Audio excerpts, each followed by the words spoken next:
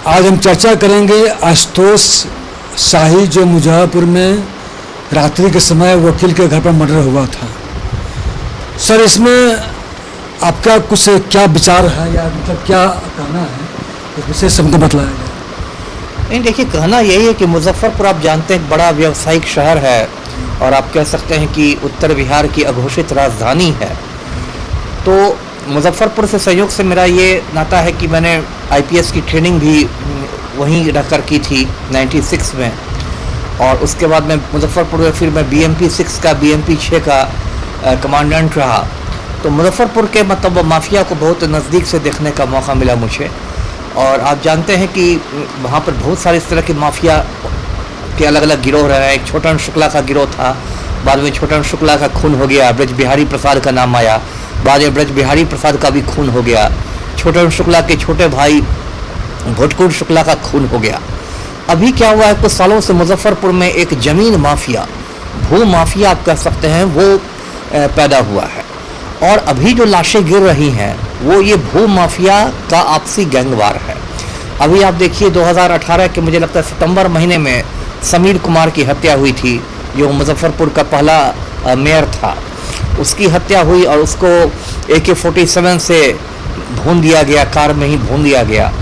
उसके बाद अभी जिसकी हत्या हुई है आशुतोष शाही की, इसको उसकी हत्या में चार्जशीट भी किया गया समीर कुमार की हत्या में।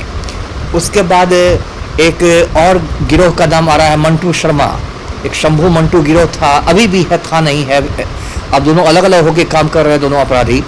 और मंटू शर्मा जो है उस गिरोह का नाम आ रहा है आशुतोष शाही की हत्या में।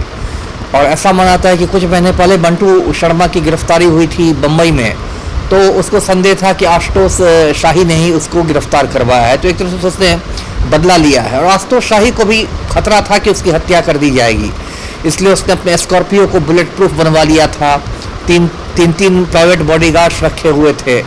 लेकिन इसके बावजूद दुश्मन भी उसके इतने शातिर थे कि उन्होंने उसके वकील के घर जाकर उसकी हत्या कर दी।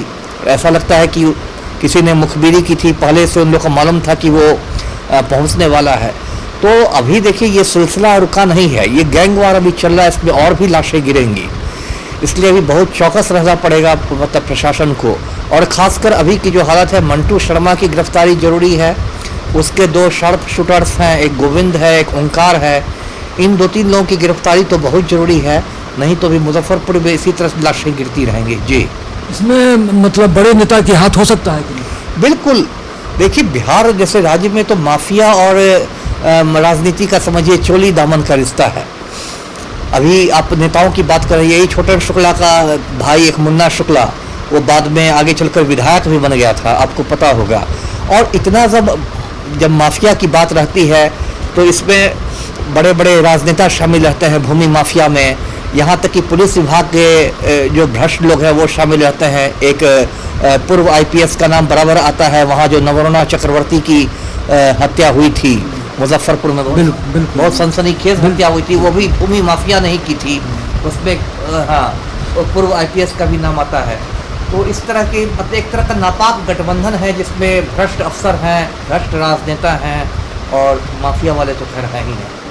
वो नमूना हत्याकांड के बारे में जो कह रहे हैं वो भी जमीन हड़पने के चक्कर में ही तो उसे लड़की को हत्या कर दिया गया। जी, वही मैं कह रहा हूँ ना कि वो भी भूमाफिया नहीं हत्या की थी, क्योंकि जो नवरुणा चक्रवर्ती के पिता हैं अतुल्य चक्रवर्ती, वो मतलब बंगाली हैं, प्रवासी बंगाली हैं, और उनको कमज़ोर समझ के माफिया वाले धमका रहे थे।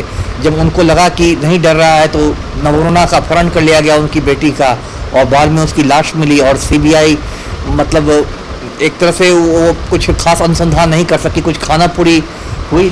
सीबीआई तो उन लोगों से मिल गया जो हत्यारा था जी, जो हत्यारा था उन लोगों से मिल करके मिली भगत करके पैसा खा कर बैठ गए, कुछ काम नहीं किया। जी, आप कह सकते हैं कि सीबीआई को जिन बड़े घड़ियालों को पकड़ना चाहिए था उन बड़े घड़ियालों पर सीबीआई ने हाथ नहीं डाला। सीबीआई भी बहुत राजनीतिक दबाव में काम करने वाली एजेंसी है, सबको पता है।